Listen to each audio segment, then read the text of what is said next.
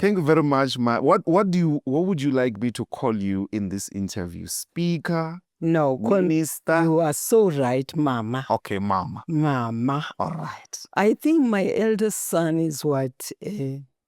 How old is he? 1980. The second one over 82. I see. So you can imagine. 46, somewhere there. Yes. Well, they're certainly older than me. Yeah. Okay, Ma. You and I were in Parliament together. I don't think we fought any battles. Not at all. Yeah, we were just doing the people's work. There is a big controversy around you, which, if you allow me, I want to start there. Okay. The Constitutional Court has just ruled that the process you presided over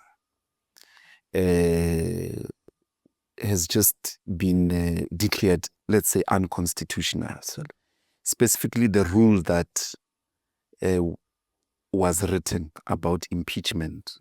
I sat in the Sub-Rules Committee. You were the chairperson of the Rules Committee. The Constitutional Court says Parliament shouldn't have subjected the results or the recommendation of the independent report to a vote. You were the speaker. So I want to ask you for your reflection, and I will take it step by step, this matter of, we'll call it Phala Phala. When you heard the outcome of the Constitutional Court, firstly about we shouldn't have voted. I mean, it basically said the vote was unconstitutional and is set aside. Absolutely. What do you make of that? Okay, thank you very much, Dr. Ndlovu. Thank you, those. You know what? When I heard that the Constitutional Court would be pronouncing yesterday in the morning at 10, I decided not to go out, and I was in bed. Literally watched it from my bed, and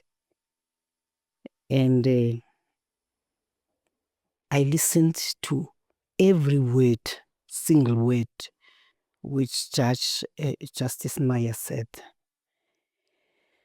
And at some point got confused. I wasn't sure which direction this thing was taking. But finally, as it turned out, it, for me, is a very bad reflection of Parliament, that there are certain things we did not do in a manner expected by South Africans. And I also do want to say that it also brings very sad memories to me of, party line. I listened to Pesani saying that yesterday. Party line, that sometimes as politicians, we need to think beyond party line. That we need to sit, analyze, look at how the outcome of a particular matter is likely to put us, how it is going to, and make reflections. I think that yesterday was that moment for me. The whole day, actually, I was sitting in my bedroom and I was saying, what is it that I could have done better? But I also know that it has nothing to do with me as a person, Nosiviwe, who was speaker at the time. But at times in PNDT, no, it probably had to do with that, because I had done very well when the letter was received by my office about this matter of Phala Phala, immediately I brought together legal minds in my office, in Parliament, and even outside of Parliament, by the way. We had a meeting and I said, what exactly does this mean? What are the implications of this letter which I've received? And the advice was that you have no choice but to put together a panel of 3, as it is said in the rules, and allow for that panel to be the one that deals with the matter. Indeed, I approached all political parties, requested them to make submissions, nominate people who would sit in that panel, and then I would have a pool of those names and pick who we want. So we did that. I received this pool of 14 names actually, and I hate to say this one, but I will say it nonetheless. Unfortunately, some of the people who were part of that pool, some of whom may have been nominated by our own comrades, right?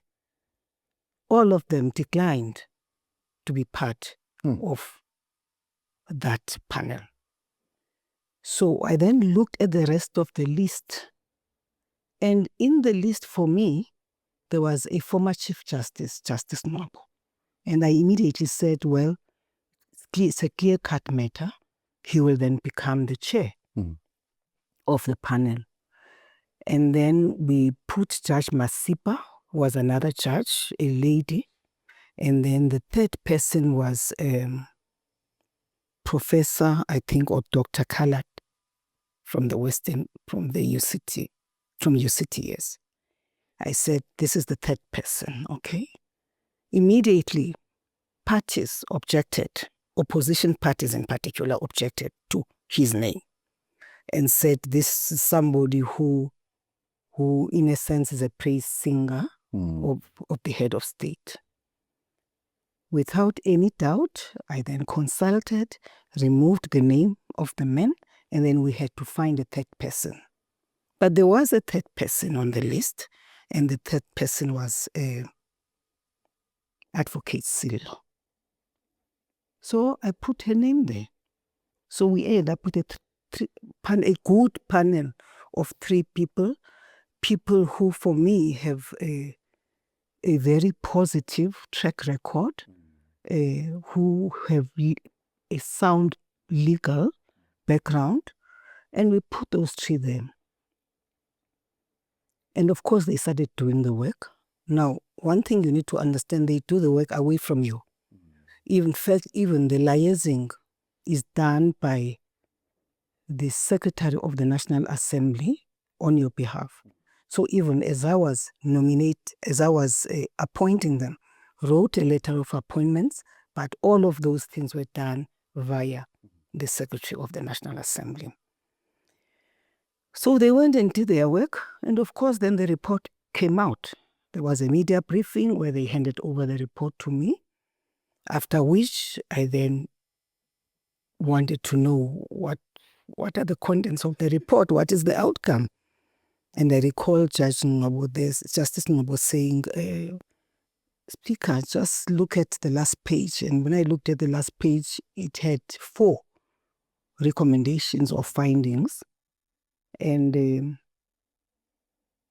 I read them, and I knew we had a problem.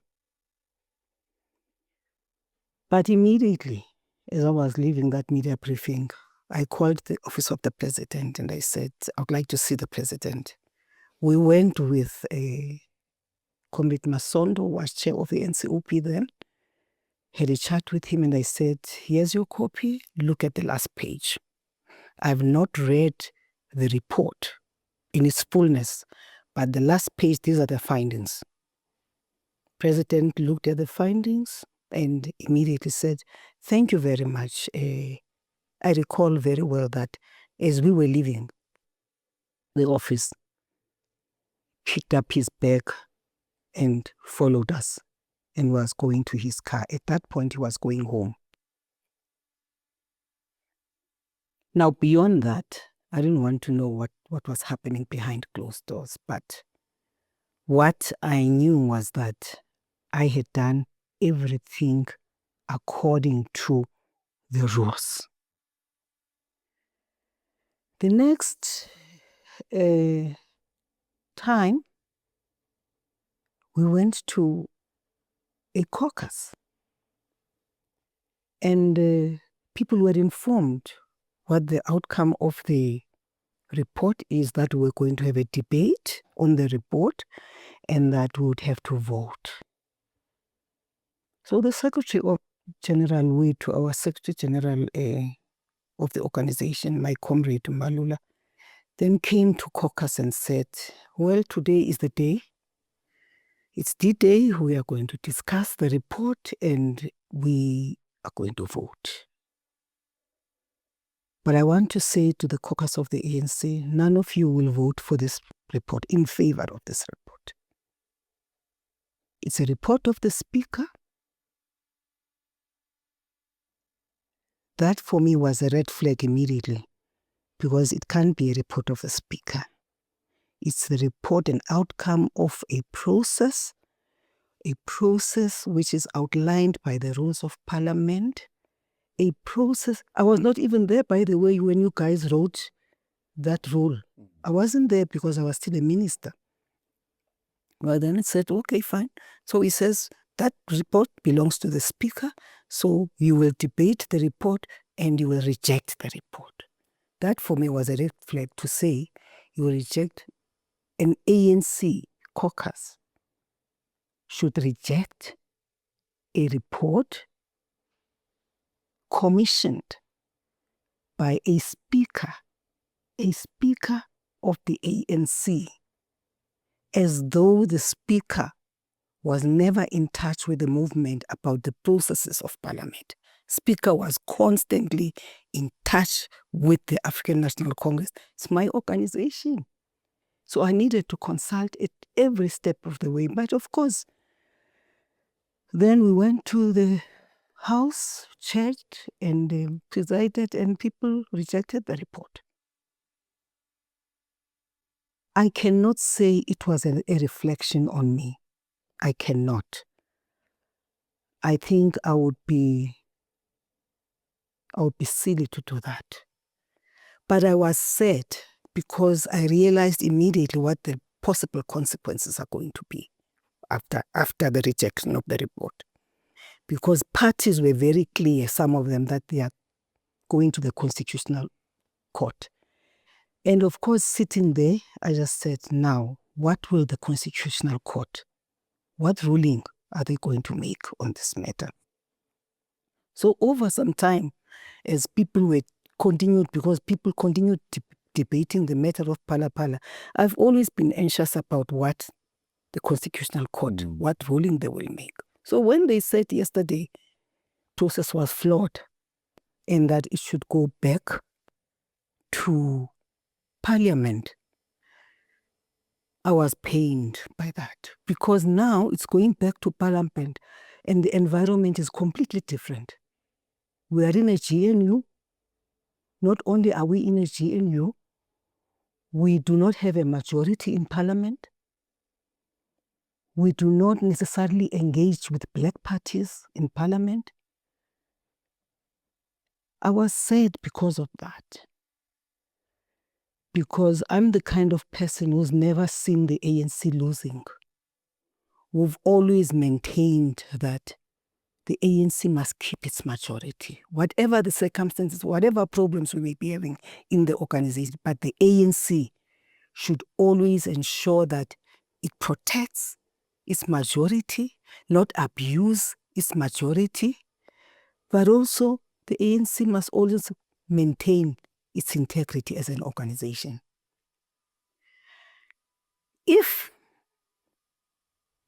Dotan lose, we had gone the route we were supposed to go that time, I don't think we would have the kinds of problems we are likely to have now.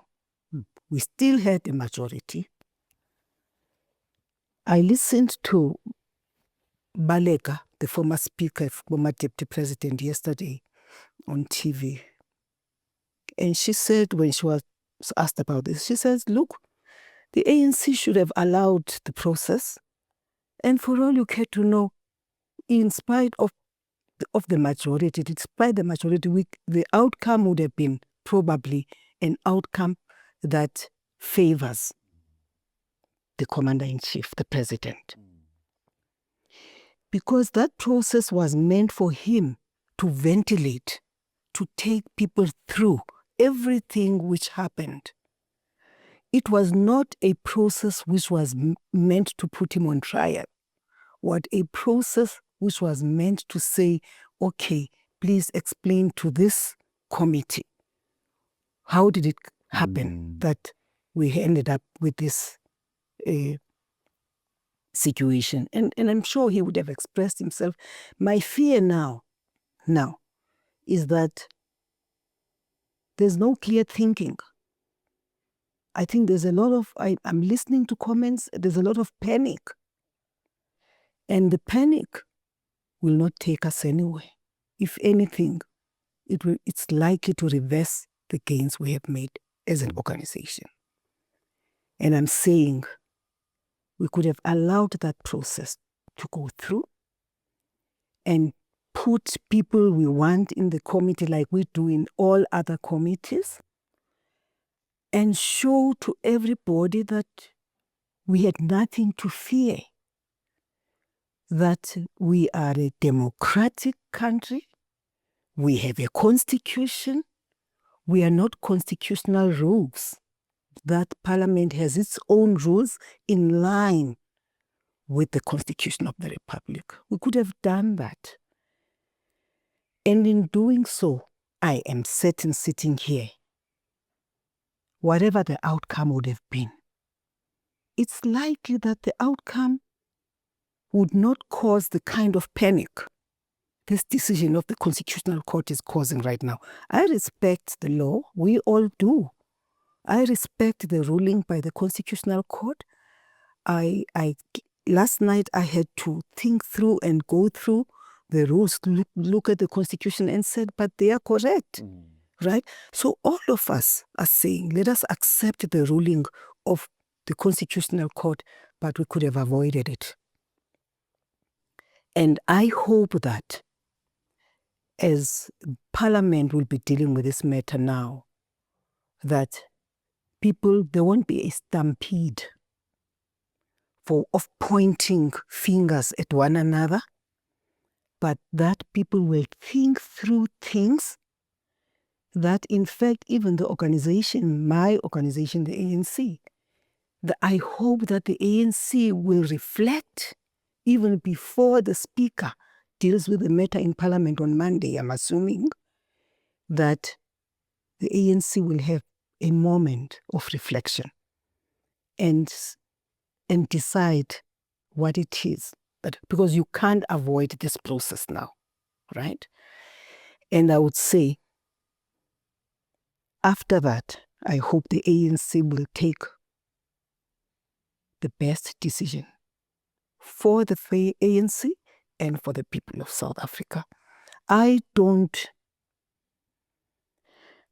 not want to see a situation personally and I want to say senior member of the ANC. I've served in the executive for a long time. I would not want to see a situation where the ANC will come out humiliated out of. So people must just do us a favor. Look ourselves in the mirror, take a decision which will be in the interest, not of Nosiviwe or Ndlozi, it should be in the interest of the African National Congress. You say, Speaker, the question of ANC majority at the time was important. And the ANC always had to act in the interest of protecting its majority and not abusing it. Of course. Do you think that vote that day was ANC abusing its majority? I think we did. I hate to say this. We did.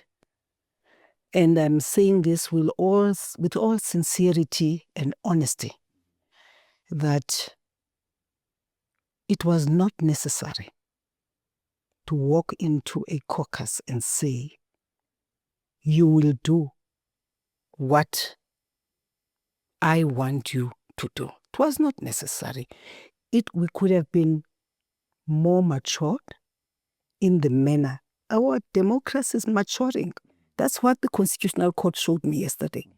That, the democracy is maturing. Decisions which are likely to impact on you as a majority of party, as a former liberation movement, are now biting. And therefore, for me, that anger, frustration, which was demonstrated by the Secretary General of my organization, was not necessary. And I want to say to you, Dr. Nlu, the unfortunate thing sometimes which we tend to do as human beings is not to look at issues, but you look at the individual. And I think in the case of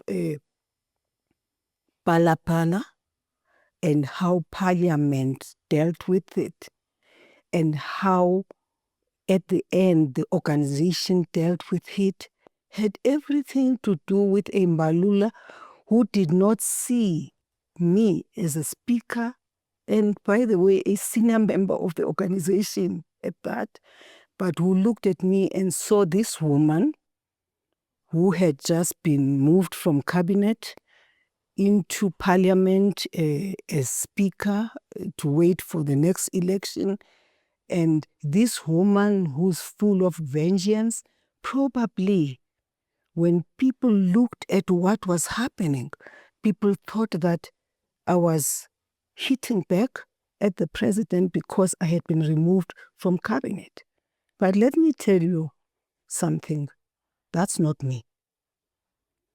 I'm the kind of person, and the president, Comrade Cyril, knows me very well, who will walk up to you and tell you that I don't think this one is right, this is correct, but this one, if I'm not agreeing with it, I'll tell you that I don't agree with it. Let's talk about it. So for me, there was no vendetta. It was the rules of parliament. And in addition to the rules which people had drafted in parliament, then a Secretary General, without even understanding, because he was not there, the actual rules and how they should be implemented, walks in and gives a directive to people that this is the route to go. We're not going that route. Forgetting that, in fact, there are other parties who are part of the programming committee, who are part of the whippery, who discussed in their caucuses too their approaches to the issues which we are dealing with. So for me, I don't want to blame the ANC, my organization. I want to put it squarely on Mbalula's doorstep. That which we listened to yesterday should never have happened. This could have been properly managed and would have come out better and cleaner. We came out in the manner in which we did because Mbalula could not pause and reflect and get advice from those who know and then take a decision. He simply just came in and said, this is what we are going to do. That's a speaker's report, this and that. You don't do that when you're a leader. I think for me, this exercise yesterday calls on us to be matured, to appreciate that we're not governing a country which is not democratic. We have a constitution, and here on the 30th anniversary of that constitution which we drafted, such a ruling comes out. On the day, it's like the Constitutional Court had sort of understood that if this ruling comes out on the significance of the day itself, it was such that for me it was, this could have been avoided. Let's probe this vendetta a little bit, if you will allow me. I don't know, Speaker Mama, will remind me the reasons for your reshuffle from the cabinet. But my question relates to, was it in relation to the helicopter scandal? And were you in any way angry such that when Phala Phala came to your hands, as some, you say, accuse you, you told yourself that this time I want to show these people by appointing a person that you say they didn't want as a panel chairperson to lead the panel for the inquiry of whether there is a prima facie case. So if you could walk us a little bit.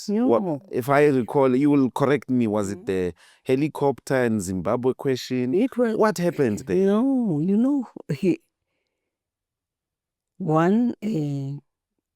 Look, to be appointed to cabinet is a president's prerogative. And if a president doesn't need you, simple, president fires you or calls you and say, I think that we can't work together. Maybe it's about time you leave cabinet, which I would have done. But actually, you are giving me an opportunity, Dr. Ndoze, of explaining myself on the Zimbabwe, because the Zimbabwe, there was no vendetta for me. I'm not that kind of person. But I must say that it was hurting. Not the reshuffle. President has a right to move you anyway or even drop you. In fact, I even said when I was moved to become a speaker, I said, well, I'm honored because I'm going to head another leg of the state, which is another institution, which is parliament. But in fact, talking about Zimbabwe, there are very few people who know what happened during that time. You know why? Because I've never talked about it publicly. I protected my movement because that's how I was trained. That's what I was taught, to always protect the African National Congress. And I did that successfully. And of course, at times you do that at your own expense. Because now, you will know from me, I did not go on a jolly ride on an aircraft to Zimbabwe. It was at the level 5, at the height of COVID. And the ANC needed to go and consult with the Comrades in Zimbabwe, the party in Zimbabwe. But also as a person who was in the African National Congress, was a member, to also as a former Minister of Defense then, to go and discuss with the minister, my counterpart, about the challenges we're beginning to have, because COVID exposed us to a lot of challenges which probably we're not aware of, amongst others being the whole issue of migration and in particular illegal immigration to South Africa. So I then said, okay, fine, there's that trip, people are going. And I was not in the NWC of the ANC, by the way, at the time. I was in the NEC.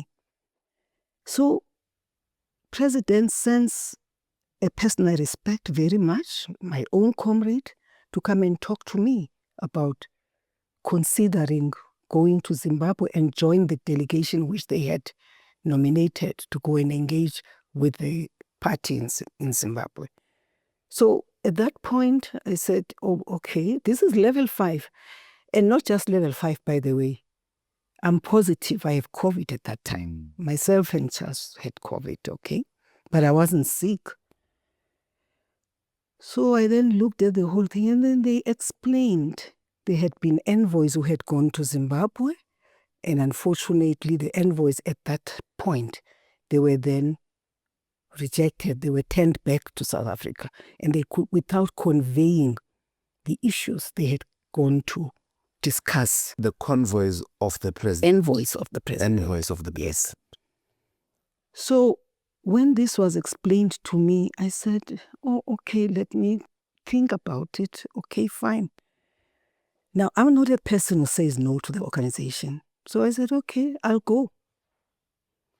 And immediately, and I was told that there are 6 other people who will come with me to Zimbabwe.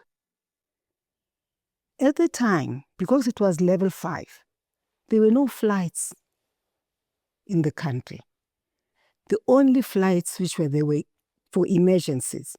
It was the president's, it was the deputy president's, it was the aircraft which I was using as the minister. So I said, okay, how do we get to Zimbabwe? Borders are closed. Okay. Zimbabwe was expecting the delegation. And in fact, the Zimbabweans had proposed that the meeting should be held at the Kruger National Park. And the president, at his insistence, said no, actually it would be best if the delegation went to Zimbabwe. So I then said, okay, I'll go to Zimbabwe. Now, immediately, obviously going to Zimbabwe, it meant I was going to use the defense aircraft. And of course, I was part of a delegation. And the delegation was led by the SG, and the delegation belonged to the NWC of the ANC, was nominated by the NWC of the ANC. So I said, okay, if I'm flying out in an aircraft of the Defense Force, everybody can come into the aircraft. I wasn't going to fly alone and leave the rest of the delegation behind. So I flew out to Zimbabwe, organized a meeting with the Minister of Defense to raise exactly the same issues which were being raised, which we were going to raise with the party in Zimbabwe about the challenges we were beginning to have. Minister agreed. By 2 o'clock in the morning, we were sending emails to one another, got an email saying, yes, please, you're welcome, we're waiting for you. Immediately reported to the president, Mr. President, I'm okay in the morning, we're leaving in the afternoon, and the only thing, if you could do for us, is to assist us to clear the aircraft, because we had not received a clearance for the aircraft to land in Zimbabwe. And maybe if you could talk to your counterpart and say, I'll be flying. So President indeed, succeeded in getting President Mnangagwa to push his people to give us clearance. So we left around 3 the following day for Zimbabwe. Came back, I think on a Thursday. We slept for one night in Zimbabwe, and we came back. And when I come back, when I land, it's in the evening. All TV stations, media houses, everybody is talking about a Minister of Defense who has gone rogue, who has gone to Zimbabwe on an aircraft belonging to the Defense Force, ferrying people from the ANC. How is it possible? So I went to sleep, and I thought, no man, there must be an exaggeration here. You know how the media is. So the following day, I see that in fact this is based on a statement coming from the presidency. President has issued a statement giving me 48 hours to explain myself why I had gone to Zimbabwe. To do what in Zimbabwe? why I used the aircraft. And I got a shock. So when I realized that, immediately picked up the phone, spoke to the president and the chief of the defense force, and I said, I've just seen this article. It would seem there is a statement which came out. And by the way, there's also a letter now written to me, copy of what the contents of the statement.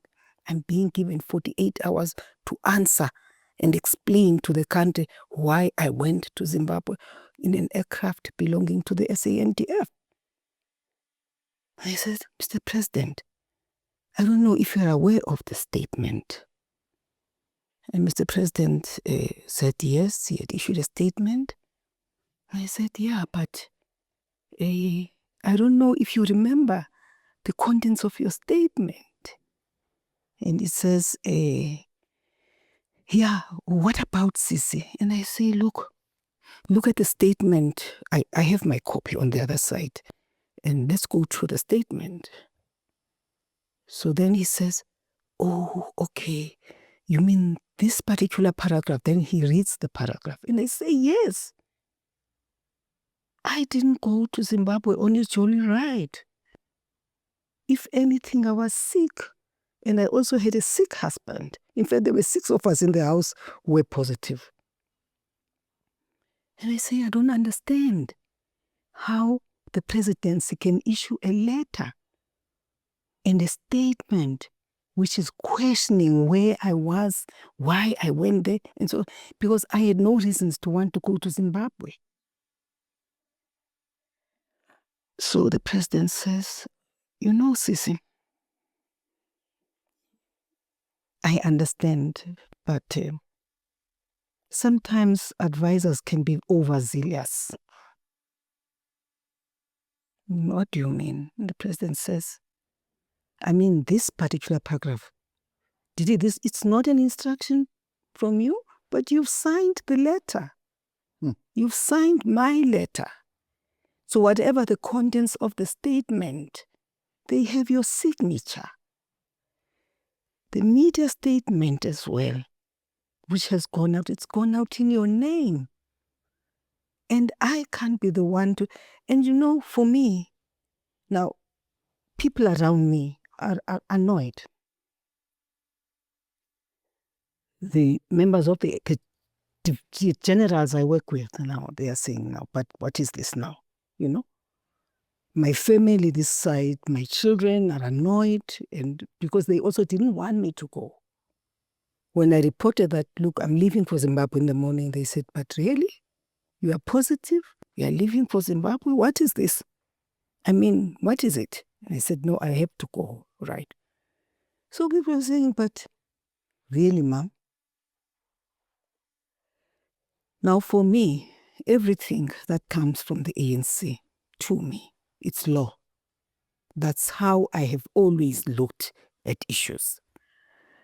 So I'm being directed. If I had to help my organization, then that's what I did.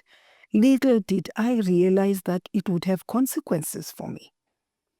Because then later on, Public Protector wrote a letter to both the president and myself to say she's investigating the matter. Well, she investigated the matter, eventually found, of course, against me. And I'm sure now you know the rest is history. You never heard once this person in my name calling a media briefing and explaining herself about what had happened. I didn't. My family wanted me to do it because they felt that I was being portrayed as a rogue kind of person. And I was saying, just imagine me. President has issued a statement, put questions in that statement, is expected me to respond to those questions, which he would then make public, okay? And then me calling a media briefing and saying, by the way, I was sent by him. What are the implications of that? And I said, I don't want to cause a constitutional crisis for the African National Congress. Because basically, what would have happened is that people would have said, how? You guys can be so dishonest. And I didn't want that. But eventually I got my time because throughout, if you recall that period, we were meeting on virtual platforms. So in December, before the conference in 2022, the conference of the ANC, we had for the first time in a long time a physical meeting. And I could not resist the temptation of explaining myself in that meeting because I requested an opportunity to take through the members of the National Executive Committee, give them the details of what had happened.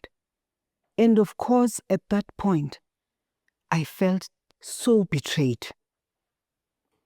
But I felt, and I did say, those who were in the National Executive Committee, when they listened to this, they will tell you that she did say, Fikile included, who came to me immediately after I had given my side of the story and said, we did not know.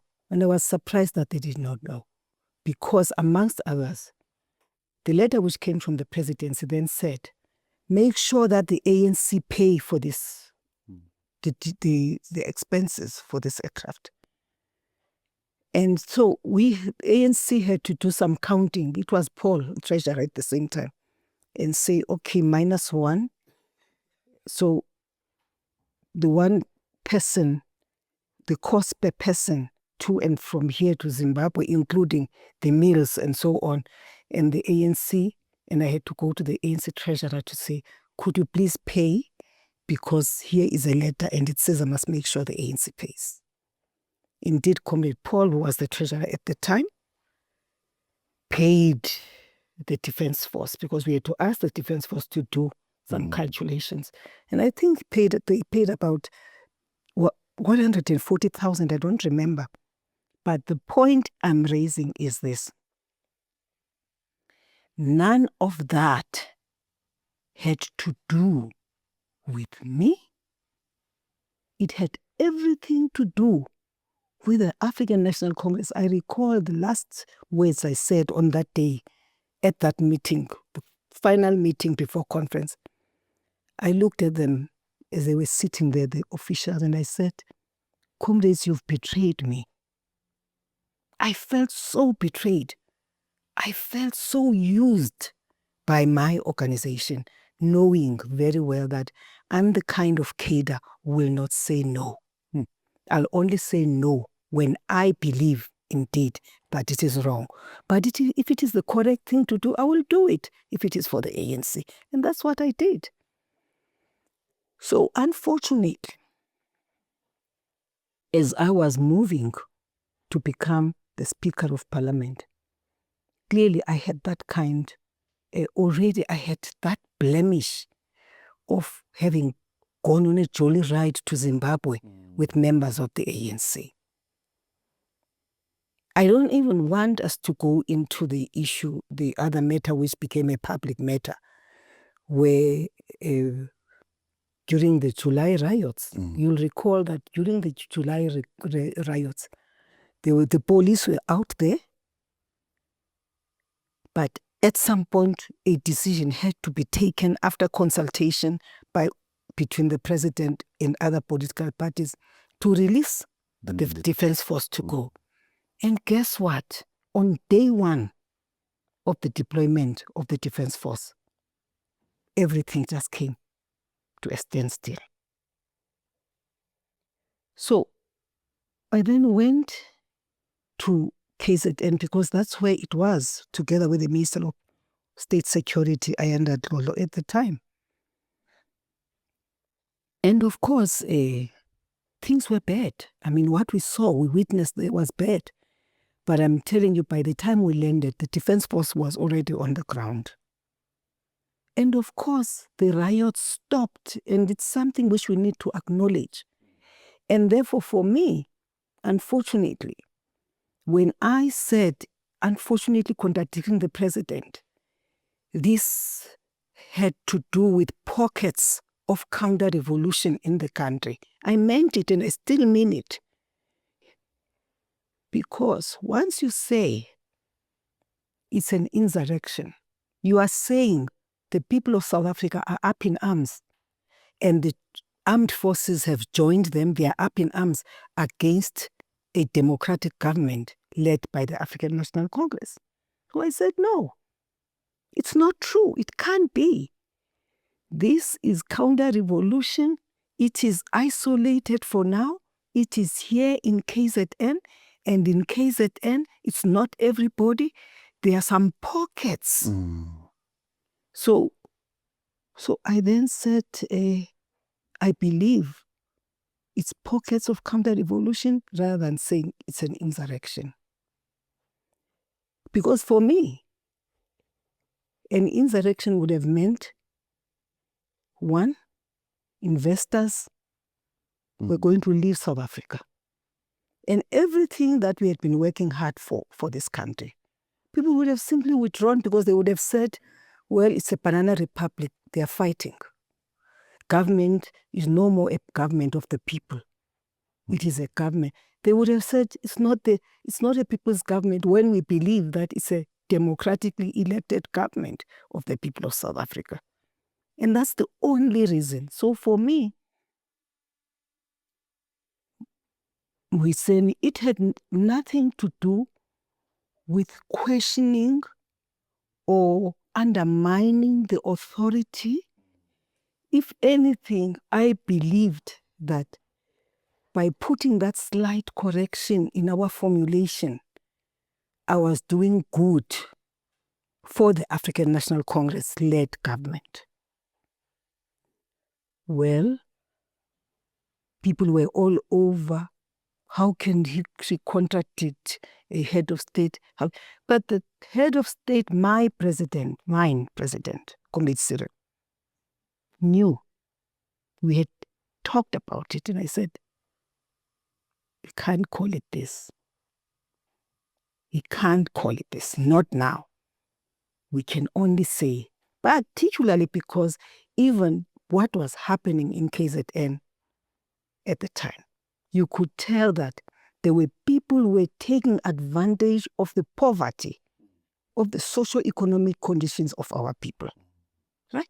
You had a small group of people who had sat quietly, planned and decided that we are going to have this kind of program, a program which seeks to undermine the authority and of the state and the laws of the country. It was not the whole of South Africa being up in arms against a democratic government of the Republic of South Africa. So that for me was the issue. Well, you're in Parliament now. I'm in Parliament, and unfortunately now, out there in Parliament, as I land in Parliament, there are people who believe, you see now that rogue minister has been brought here to Parliament. You see? Yes. Yes. Now, if you unpack the whole thing and you look back, you now say, okay, so people in Parliament, those who are here of the caucus, believe this one was challenging authority in cabinet. So he's being thrown, she's come here to basically undermine. And there isn't once that I undermined the authority of a head of state and a commander-in-chief of, if anything, I worked hard in Parliament. I fought you guys every day. And it was not a personal matter for me, but I asserted the authority of Parliament as you guys were really creating problems for all of us. And out there in the world, people are watching and they are saying what's happening. The Parliament of South Africa has become a circus. I tried. I think I protected the head of state. I think that even at a time when you guys jumped onto the podium. You were the speaker. I was there. And having the kind of background I have, it's not done. It was for that reason that at that point, I had to call on the security forces to come in. Because I was saying, what is this now? What are they doing? Protest. What up? To me, it was not protest. To me, it was the red overalls or any other person jumping onto the podium, and the head of state is standing at the podium and is addressing parliament. And I said, no, I don't know what is going to happen. And of course, I acted immediately. So for me, I recall when we were leaving and the president turned around and says, Speaker. And I looked at him and he said, and I could see he was terrified. And he says, you protected me. You are a lioness. Actually, you are a soldier, it's true. And I said, yes, President, I am a soldier.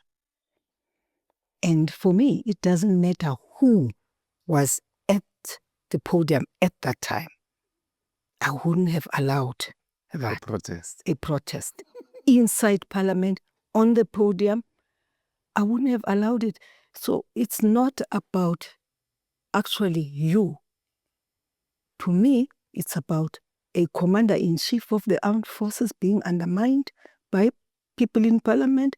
It is about a president of the Republic of South Africa, and most of all, my comrade, a member of the African National Congress, president of the African National Congress. So I wasn't going to allow it. It doesn't matter who would have been there. If it is a president and a commander-in-chief of the Republic, I would have done the same.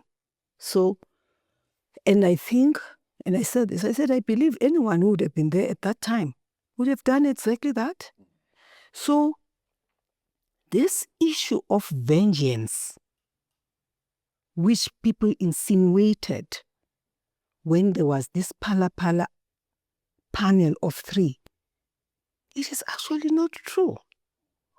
And also to question the credentials, and you know what?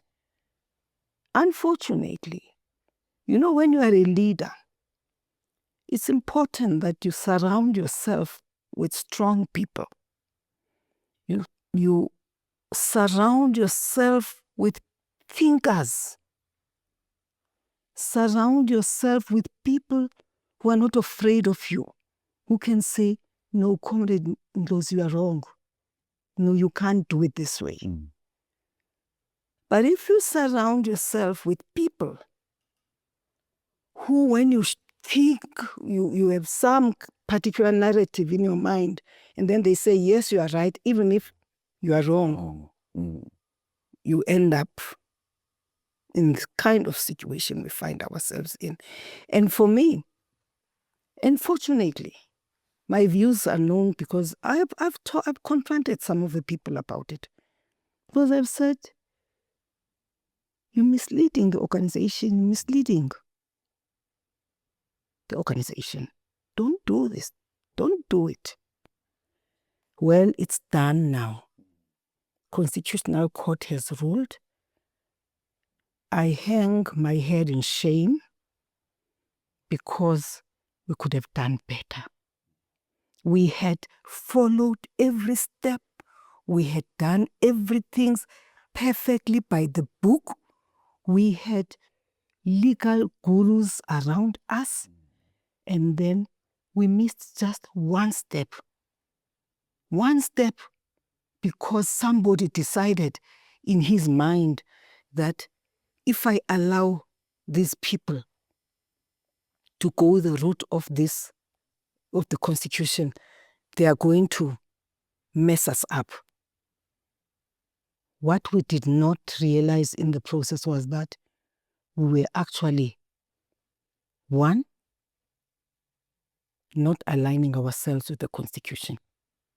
Because now, Justice Maya reads and everything, as I said to you, I was so confused. At some point I said, what is it saying? What is this? But when finally, then it was said the entire process, it was not the entire process. And by the way, I want to say this. The people who were in that panel were people of high standards, people with integrity. I salute them. Even at this point, we should continue to salute them, because I did not look at them as people who support so-and-so against so-and-so. Because Justice Noble was a chief justice in his own right, appointed by the then head of state, done a perfect job, was very good at what he was doing. And the rest, the same applies to the panel now. I mean, look at the Madlanga Commission. Look at the performance of Silo there as an evidence leader. You see integrity in her, in the manner in which she leads the witnesses. So for me, the composition of the panel of that section 89 panel was just the right combination of people. So it has nothing to do with that. It has everything to do with subsequent decisions which we took afterwards. If you were still the sitting speaker, and now you have these instructions from the Constitutional Court, what were you going to do from Monday? We are airing, it will be Monday, but what were you going to do? Constitutional Court judgment Friday? What were you going to do from Monday? Well, one of the things which I did when I was in Parliament was to make sure that on a regular basis I consult with the leaders of political parties in Parliament. That's true. Never mind that at times they would assume that what you discussed at that forum, which is very informal, is law. You see? I have in mind sitting here, for instance, the briefings I had with them about the employment of the Secretary to Parliament. I did not do it on my own. I found a process underway, but people were too reluctant to complete the process. And I went in and I completed the process. And of course, in the course of that, I had meetings with heads of parties. But then, as you interact with them, you're interacting with them because you don't want them to be taken by surprise and say, oh my, at what point now? Why are we here? So I took them through. They understood too the challenges we were having, okay, with regards to that particular process. That here's a process you find at the tail end. People have invited a person to apply and they decide to interview the person. They know what the package of the person is. And now when it gets to the package, I haven't done everything. Now people are stuck, there's no movement. And there is no secretary to Parliament. So, I'm just saying, I wasn't the kind of presiding officer who will not consult. I consulted, I listened. And of course, going into an informal kind of engagement does not mean that that consultation should bind you and not do what you think needs to be done in Parliament. And that's what we did with Masondo. So I'm just saying, I would, on Monday, I would call that by now, I would have instructed a parliament to invite heads of political parties who are in parliament. Not necessarily those who are in the GNU, because the GNU is a new thing. But I would have invited all political parties and say, you've all heard, you've seen, here is the ruling. What do we do? Thereafter, you sit with your legal gurus, your team, you listen to them, they advise you about how to go about doing things, and then parties will go and brief, the heads of parties will go and brief their caucuses, and then you get the process rolling. The one thing which Justice Maya did not raise, I thought she would have given us time frames. She didn't give us time. They didn't give us time frames, unless I'm wrong. No, there isn't indeed. I thought at the end, I said, well, they should have had time frames so that, when you don't have time frames on a matter such as this one, it can be very tricky and it can be very difficult. It's going to be very difficult for the speaker who is leading the process, who has a responsibility to ensure that we abide and we implement the recommendations of the Constitutional Court. Because others will tell you that, well, we're not in a hurry. No. Why are you hurrying? Why are you doing this? Because people will look at faces of who are the people who are doing it and who is at the center of the controversy, and not look at the fact that a Constitutional Court has taken a decision and has given a ruling that we should go this particular way. For me, I would have said, okay, let's do it and get done with it. What happens in the organization, the party, is another matter. Because I think that, it's going to be difficult for those who are in the NWC of the ANC or in the NEC, because the ANC can't avoid discussing what has come out. And maybe as the former speaker, I'll be at the center of that controversy. But guess what? I'm at peace. I'm at peace because everything I did was according to the prescripts, according to the rules of Parliament, according to what the Constitution requires of me to do.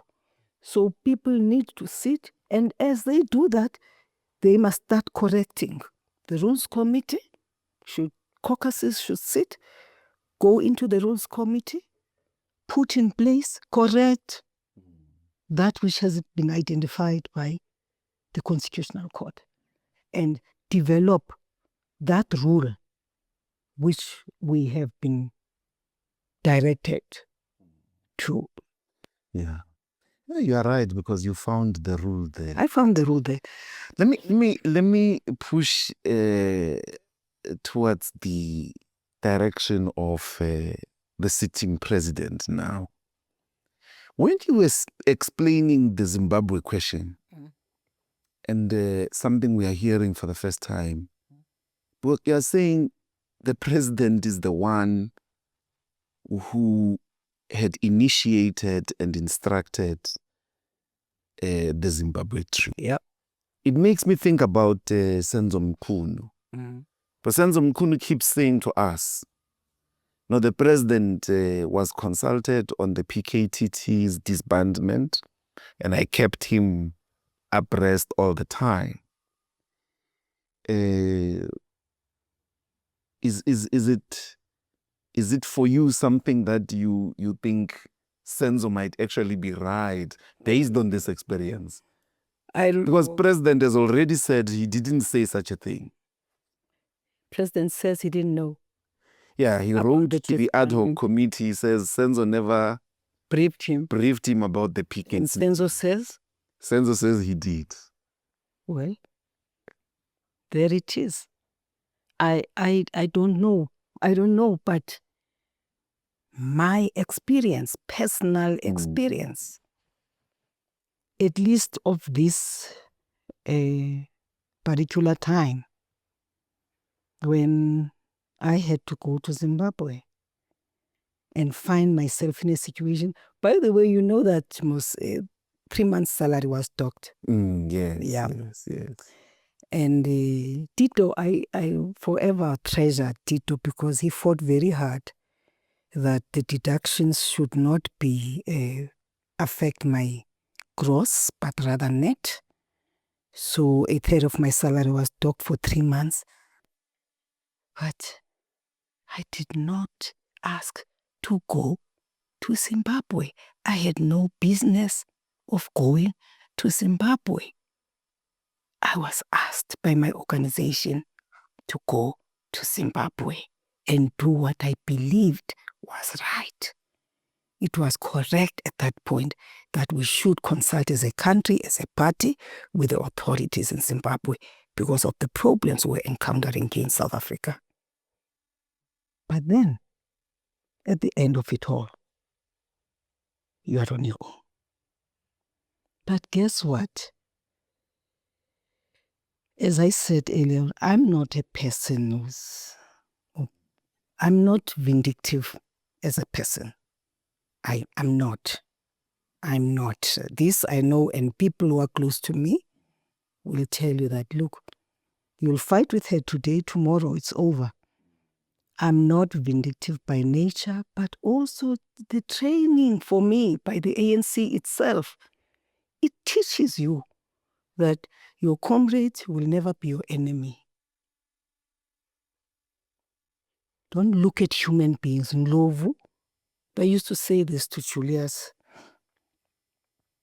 I used to think, hey, these young people probably think that lo mama lo is just unnecessarily being difficult. And yet they know themselves they are violating rules. I have nothing personal.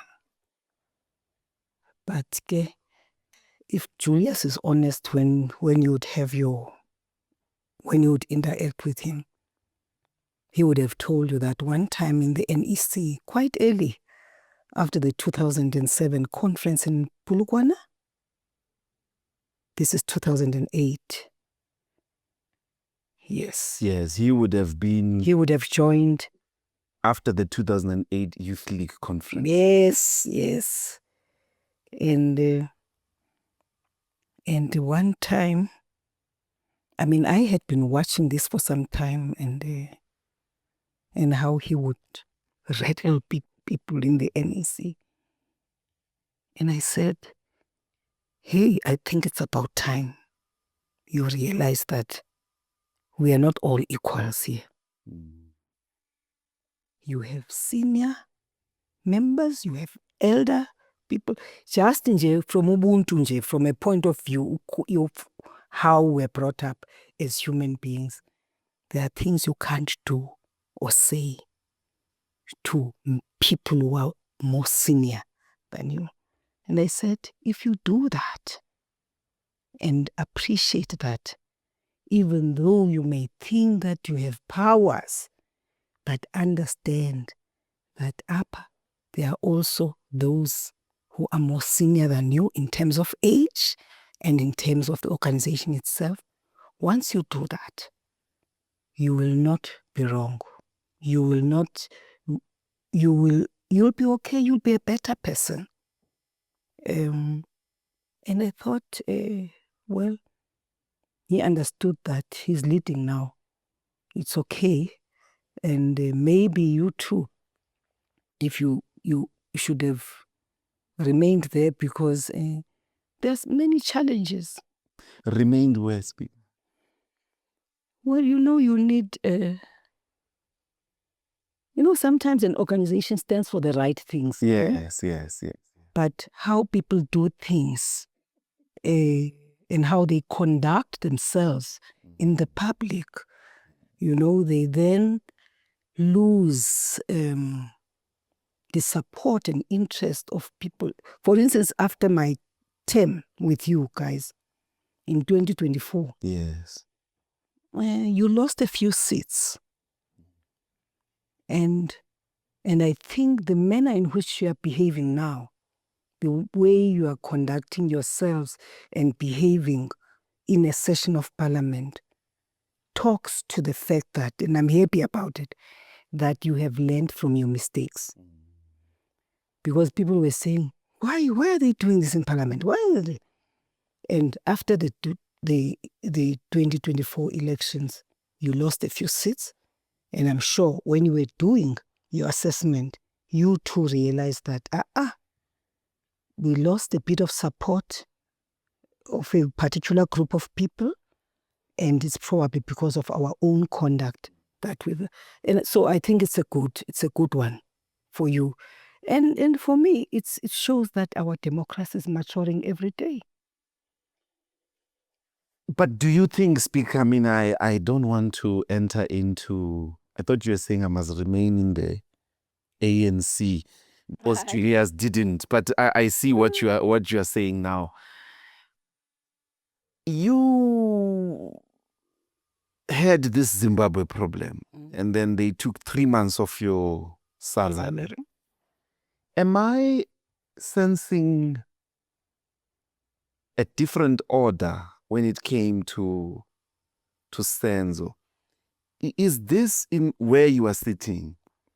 Should the country accept that President Ramaphosa's response to allegations against Senzo Mkhulu, which he has now confirmed, I mean, if he has already said Senzo is not correct that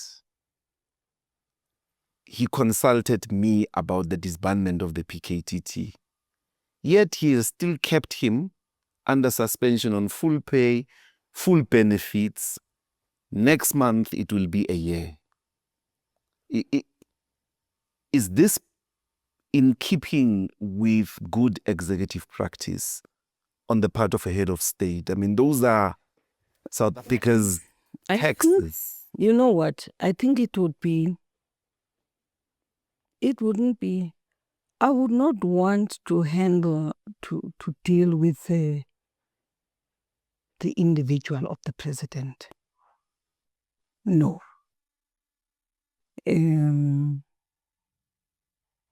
But one thing, when you lead and you lead people, one of the things you always have to exercise is and demonstrate an appreciation of the fact that you all belong here, right? Create a sense of belonging to everybody around you, and even to an extent of making them feel a sense of importance, because these are the people who are doing the actual work for you. You should never ever be seen as someone who will deal with individuals in a particular way or differentiate. You must set standards, man, for yourself. Set standards for yourself.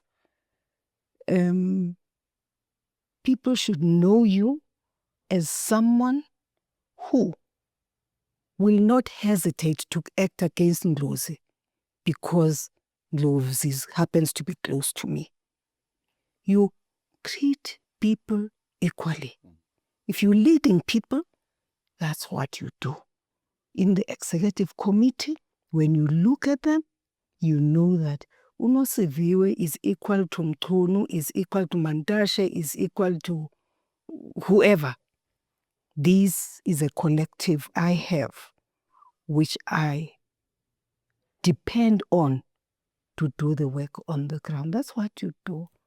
So for me, I don't want to be judgmental, because I have listened to Comrade Senzo. I've also listened to the president. President says Senzo never briefed him.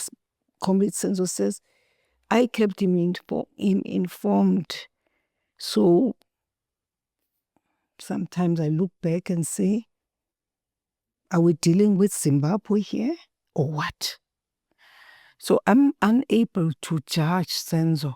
I'm also unable to judge the president, but it sounds very familiar to me that at times you will be given an instruction and the ANC will distance itself from you afterwards.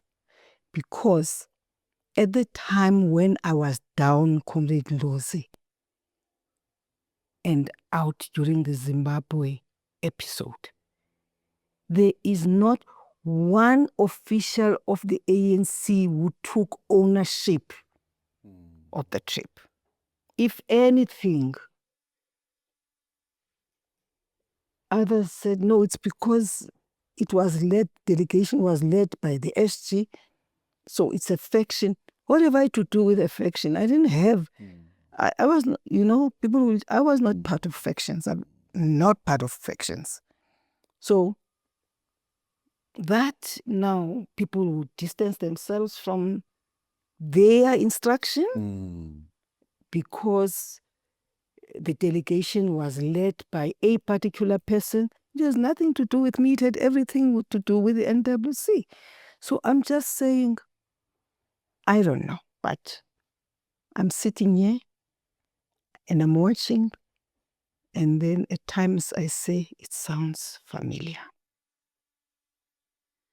You would have seen this past week as well had a drama over a member of parliament who got arrested and was transported from Cape Town to Durban at the back of a van, apparently. The police say he was treated differently, I don't know, but there is a dispute in society over, equal. Are we equal in front of the law? One. But secondly, there are those who say he was not treated well, being, a member of parliament. You speaker got arrested,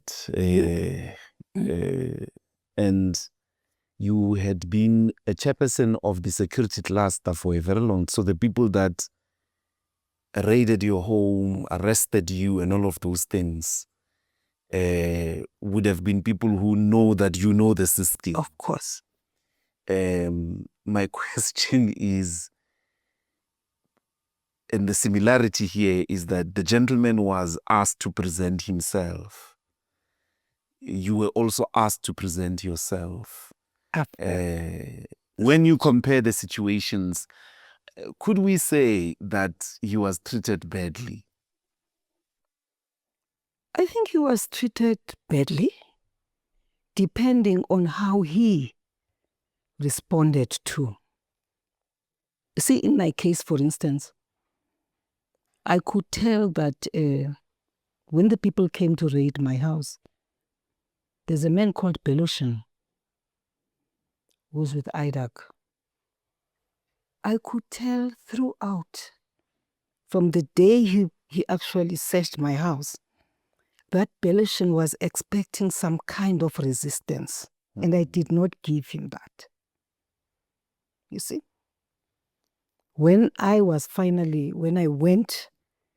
finally to be processed, which was 2 or 3 weeks later, in the manner in which he would deal with me, you could tell that the team were not getting back what they expected to find. Because throughout, I told myself that, you know what? I've been chairing the JSP committee cluster. I've chaired it for years. I will not, for once, even if I think they are wrong, I will not resist. I will not resist if they say, they said, remove your jewelry, because people in the grills they are likely to take them, give us your shawl. because maybe we don't know what your state of mind is. You may harm yourself in the cells with it. And I said, what is this now? But I maintained my dignity. And I said, I will not defy, I will not resist. The only time when I put up a hostile, defense was when I thought Belenson believes that he also stood a chance there could have been. He says, I was talking to the protectors and I was saying, I'm okay, you don't have to stand here. I'm being busy with the people who are processing me inside. And he says, oh, they are standing there and you are telling them to go away. What can they do after all? There could be shit here anytime. And I said, oh, I dare you. I'm now here, right? I've come to hand myself over, right? You've processed, you've taken fingerprints, everything. I'm going to court. But if that's what you say, I dare you. I fought for this democracy. And I know every bit, every law which is in your Criminal Procedures Act. So you dare not. So I'm just saying, in this case of this, look, if it is true that he was at the back of a van from the Western Cape to KZN, remember it's been very cold this week. And I recall that when he was leaving his house, he was just carrying a jacket. That would be inhumane. But I can't judge. On the other hand, I'm aware that he had been given a notice to go and report to the police station and was told where. And I believe that if he had done that, he wouldn't be in this kind of situation now, because all he needed to do is to take the summons on the day, walk up to the police station and say, I'm so and so. Then they would have received him and processed him. But to just send your team of lawyers, I also had lawyers, but they couldn't say, oh, go. I'm supposed to report to Littleton on a particular day. You go on my behalf. You can't, because they'll issue a warrant of arrest against you. And I think in this case, what I'm hearing is that he did not do that. He decided to send his team, and he was not part of the team. The police are not going to process the team. They protect the lawyers are just there for your protection. Yes. They want you. So you can't say I'm a member of parliament. I can't go when they say I should report. You report. And then your lawyers will be there to engage with them. But from what I'm hearing then, that's not what happened. And I think that was unfortunate, because he then put himself in the kind of situation which we saw. To conclude the interview, many South Africans don't know what is next after the judgment of the Constitutional Court. We wonder what is going to be the reaction of President Ramaphosa. Will he go through the impeachment process, or will he resign? Many have called for a resignation. I saw a lot of members of the ANC on social media, on X, Facebook, in WhatsApp statuses saying the best thing to do is to retreat. Some have argued that, it's equal to being charged. I know that you have explained that it's not equal to being charged, because, as I say, if last time, now because of the the environment as it is and the people's perceptions about what had happened, I think it would be very difficult for anyone. But if at that time, when we had that majority, we did not use that majority in the manner in which we did, of bulldozing people, that's the other thing which perhaps we say I should always caution leaders about. You don't bulldoze people. When you are a leader, you lead. You lead and you earn the respect of the people by leading. And also by how you communicate with them. But if you think that conference gave you the right to bulldoze people, conference did not give anyone a right to bulldoze or bully. You don't bully people, particularly members of the ANC, because members of the ANC know their rights. By the way, we drafted the Constitution, which was 30 years last night. We drafted, so everybody knows what is contained in the Bill of Rights. You know when you join the ANC and why you are joining the ANC. You do not join the ANC because you want to go into leadership. And then when you are in leadership, then you bully people. And I believe the situation the president finds himself in is a situation created by people who at the time would not allow him to go through the process as it was required of him. People just came in, this thing of just defending, blindly, and be unable to say, look, this may create a problem for us down the way, along the way, and say, look, maybe let's look at the following options. If they had done that, I'm sure we would be talking a different story now. That we allowed a situation where you guys, those in the EFF, went to court in an ATM, and now today we find you in a situation where the Constitutional Court actually impresses upon us that we should do it. You have no choice. We have no choice. We had the time.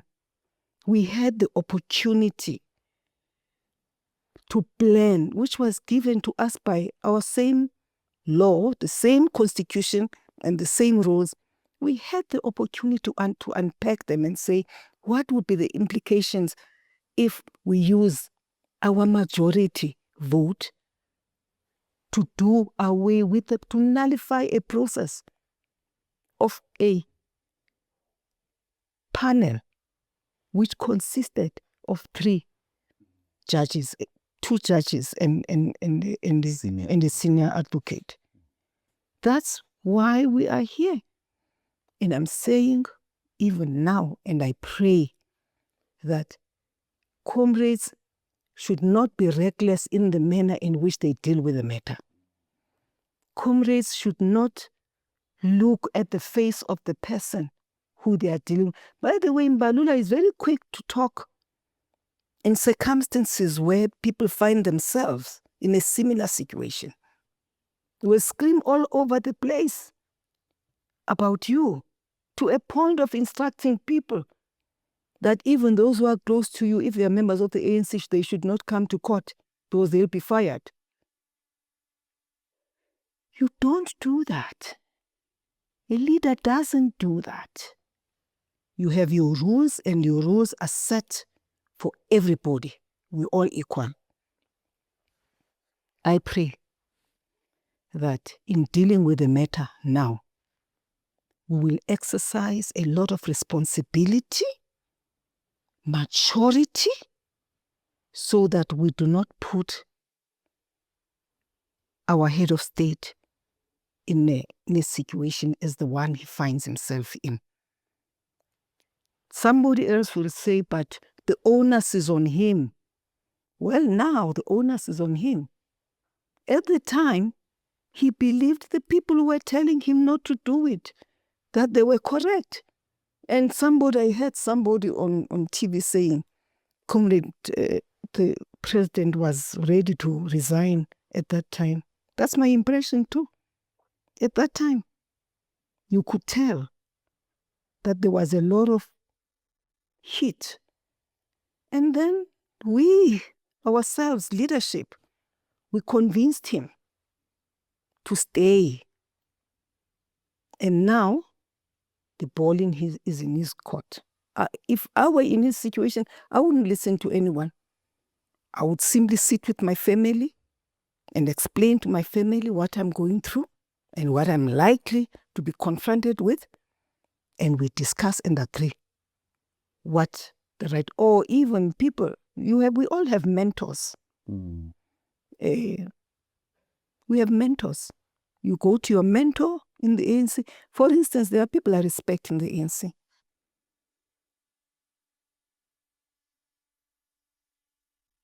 I hold with high regard. I am 7-0 this year. And I am quite a number of years in the ANC as well. But still, I know that in the ANC, there are people I can run to and say, please help me, please advise me, because of the respect I have for them, but also because of the experience they have, rather than listening to people. You understand what I'm saying in Xhosa? I would go to those kinds of people.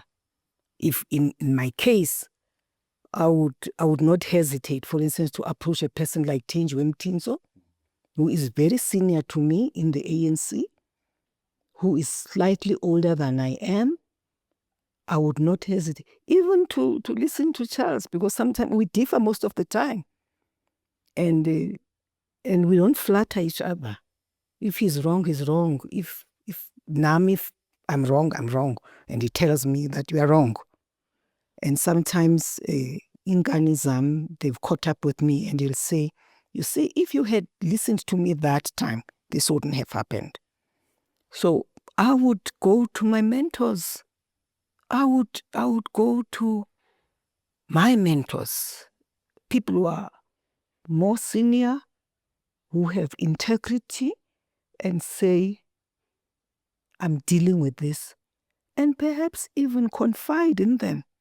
Because I will confide if you are a human being. And say, look, I have the following problems. My fears are the following with regards to this. So please advise. Am I right? Am I seeing it correctly if I go there? Or what should I do? But Speaker, politically, what would be the right thing for President Ramaphosa to do? No, I'm scared to say. Okay. I'm scared to say. I'm not scared because I don't want. I remember you are a lioness. Lioness doesn't. No, it's just that I don't like people saying, she's being vengeful. No, but definitely I would have jumped yesterday. I would have jumped because I know what well, maybe if I use myself, when I was charged after the ruling by the court, that court which said that court where I had applied for this to be search to be nullified had no jurisdiction over that kind of case. And when we read that, I said, oh, okay, fine. I must prepare myself for the court. I would do something similar to that. I would go to my family, call in my family and say, what do we do in the circumstances? And I think I should move the following direction. The problem about social media, the people who are talking in the social media will not go to the president and advise him. And you may find that, in fact, some of the people who have those kinds of comments are people close to him, but will not go to him and say, yeah, forward, maybe this is the route to go. Sizawubhala pha, and it ends there. Not everybody